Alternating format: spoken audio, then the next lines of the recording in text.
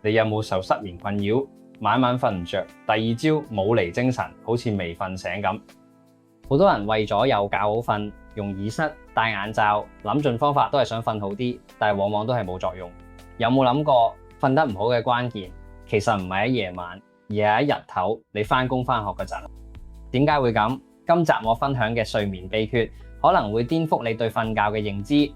想提升睡眠質素，改善失眠，學識點樣真正好好休息，記得睇到最後啦。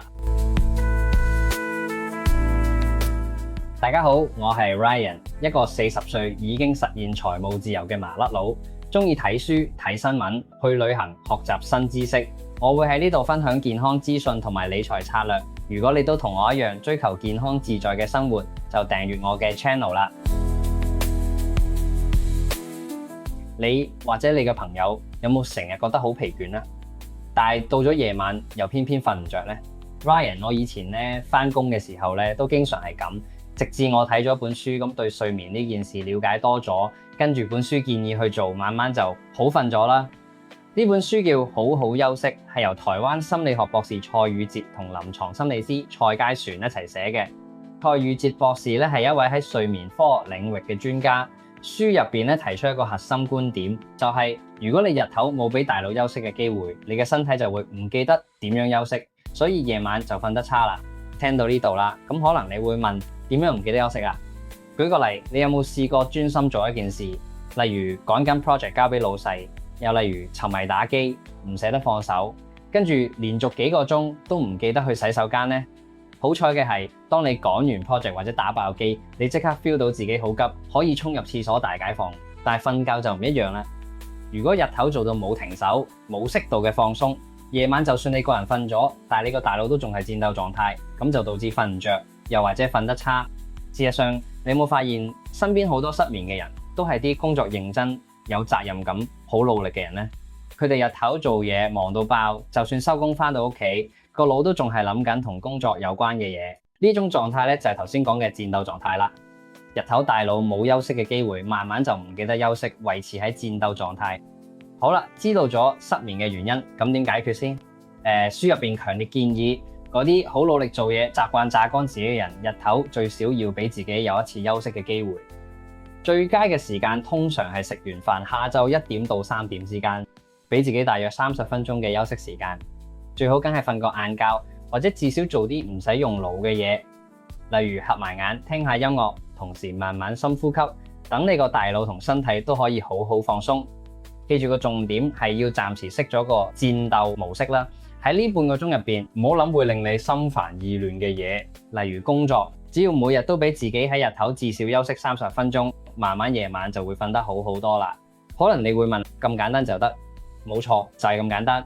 不過實際執行都要你肯下決心。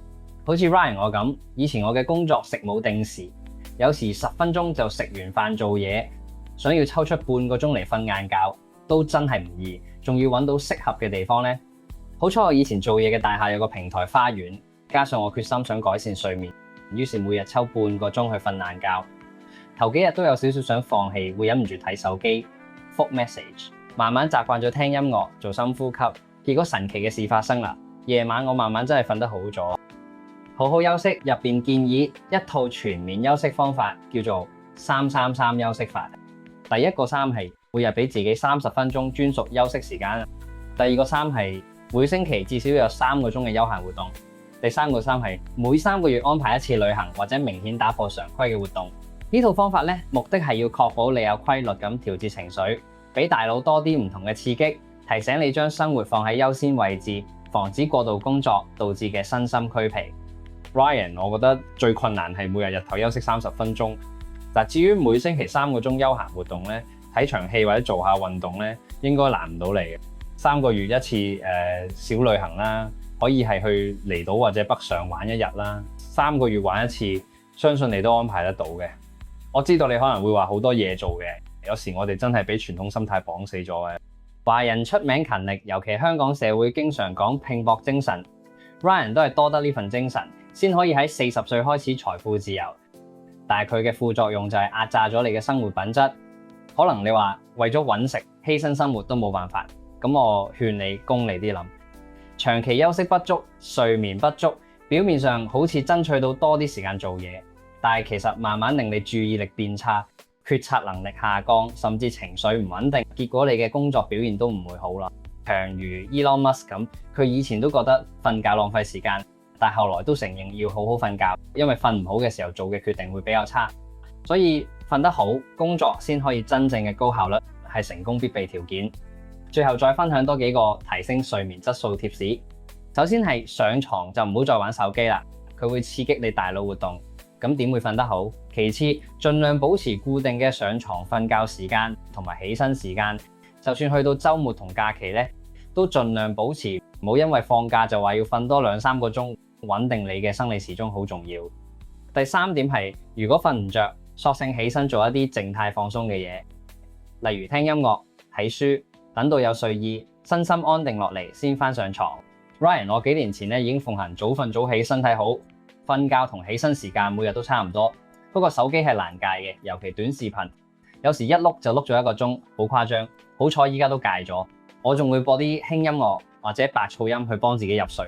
香港有唔少人都飽受失眠困擾， Ryan 算好彩，問題唔算嚴重，依家仲瞓得唔錯添。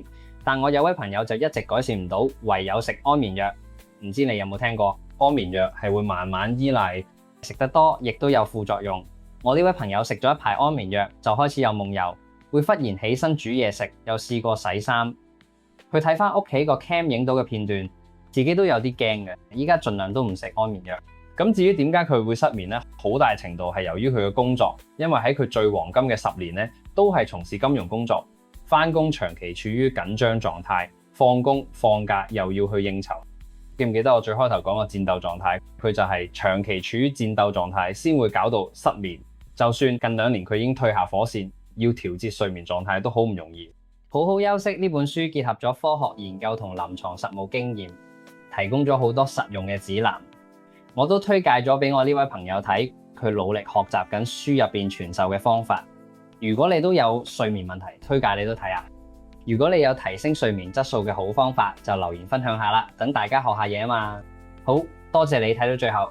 如果你覺得呢段影片對你有幫助，希望你可以讚好同埋分享俾你身邊有失眠問題嘅朋友。如果你想睇更多嘅身心健康貼士，就訂閱我嘅頻道啦。